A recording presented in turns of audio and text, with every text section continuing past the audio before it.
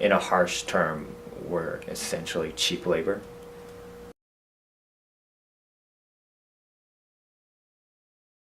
Yes, I do encourage you to vote, but not only to just cast a vote, but also to exercise your right as a worker to unionize. This is a question of whether you want to have collective representation.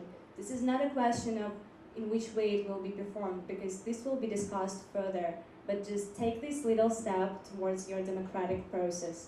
I think everyone's going to say democracy is important, whether it means you need democracy for the union, but you have that right now in your ability to go and vote.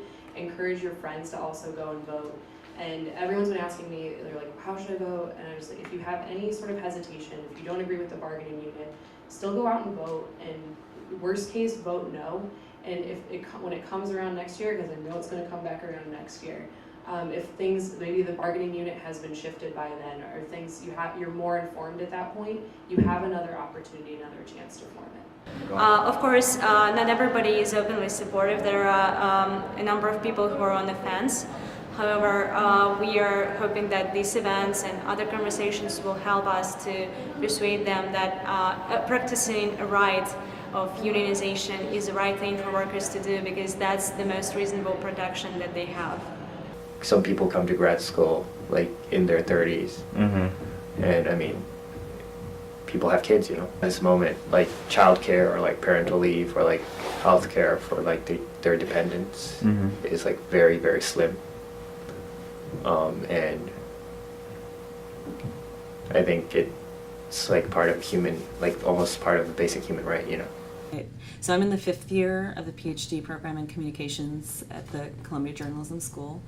Our program has 3 years of funding. I was fortunate to get a fellowship last year in the anthropology department that covered most of my funding and also gave me M&F fees for last year.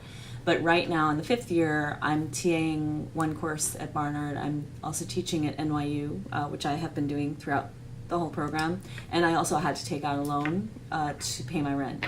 So, and I'm at the verge of really deciding like pretty much how I'm going to conduct my research, not having any sustainable income. So that has been a real effect on my personal life and on my professional kind of going forward with my research. As you may be aware of, like the NLRB ruled like a few months ago that graduate workers who are paid by the university are to be considered as workers. The administration would prefer to have the control of students' working lives. I mean, I know that the administration says that the reason for their argument is that we are actually not workers, that what the work that we do is actually part of our training and our fellowship. Our fellowship is not really work. I really take issue with that. I mean, for example, I'm out of fellowship, even though I'm still completing my degree. I have to file all my papers in HR. That to me is work. My work is taxed. Even other graduate students or graduate student workers in our department now who are receiving their stipends now have to bring all their documents to HR. That to me is an employer-employee relationship, at least on paper. Well, first, Columbia refused to recognize us as workers, so I think the conversation of whether they articulate our rights as workers is non-existent. Right. And in terms of the right as students, we are not very often aware of what we can expect from the school. When we initially started this campaign back in 2012, it was to just like get a grasp of like the actual situation of like students, their working conditions and like housing and like what the issues were from department to department. So I did like some walking around with the other organizers.